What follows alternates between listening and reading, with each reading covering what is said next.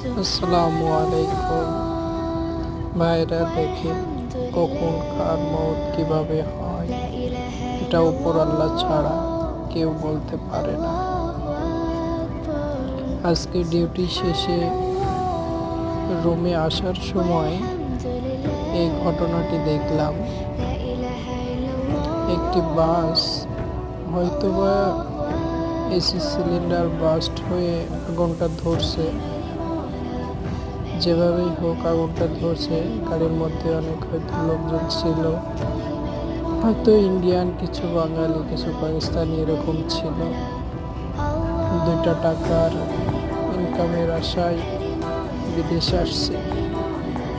এখন কেউ মারা গেছে কিনা আমরা দেখি নাই, তো গাড়িটি দেখুন কিভাবে পুড়ে ছাই হয়ে যাচ্ছে। আল্লাহ আমাদের সবাইকে